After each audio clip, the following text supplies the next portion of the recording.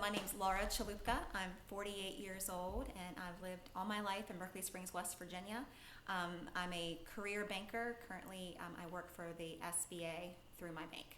Alice in Wonderland has always had a special place in my heart since I was a child, and anyone that loves Alice will likely say the same thing.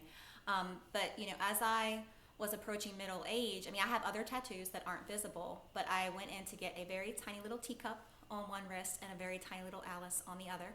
And if you are someone that's been tattooed, you know that they tell you go bigger because they're gonna disappear, they're gonna get distorted, whatever. So, and I had this quote that I love, which wasn't actually Alice, it was Peter Pan, but it fit in with like the aesthetic and like also kind of my life philosophy, which is, would you like an adventure now?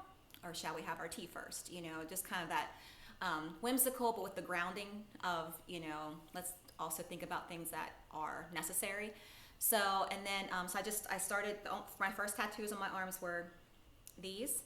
And then, funnily enough, considering like how taboo tattoo has been like in corporate culture and in, with conservative culture and things of that nature, I started to get the rest because I won a certificate from a local tattoo studio through a Rotary auction. So it was kind of a little bit off the beaten path that, my local Rotary Club had this donation, and it was, it was a big hit. It was one of our highest earning donation items. Like, it really hit a nerve. People loved it. So it was neat for me to think like that's helping a charity, going towards our Rotary literacy programs and so forth. But then also we're bringing in that like more modern kind of cool factor. So met a great artist, and he used my certificate, did one, and I've gone back to him now multiple times. We became friends, and he's also tattooed my husband.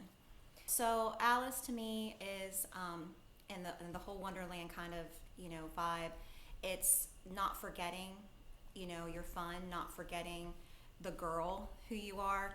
And it was a big decision to get something so visible because, again, I am in a very conservative industry, which has changed a lot.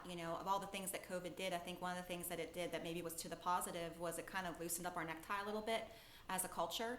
So the fact that I was finally able to like express with some art that I can see, because I was always like, my tattoos, nobody sees them. I don't even see half the ones I have, but I want to have them for me, that I can see in a picture they're in there, in the mirror they're in there, and I finally can I can own my own skin.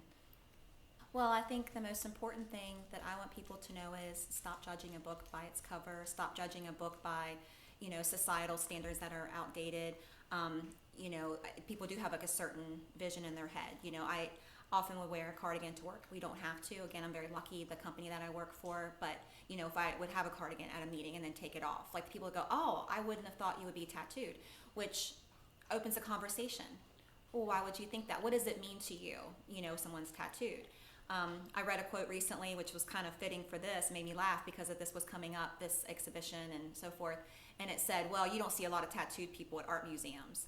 And I literally like read that and like laughed out loud because I'm like, tattooed people are everywhere. We are artistic, we are educated, we are creative, but we're also detail oriented. We're also parents. We could be grandparents. It could be I got this tattoo because, it was a whim. I was on vacation and I just want to remember that moment. Or it could be something like it was my dad's last heartbeat. Whatever it might be, everyone has a right to express themselves. We're telling a story on our body, and we want people to learn our personality, but you are putting out that visual cue first as to who you are as a person.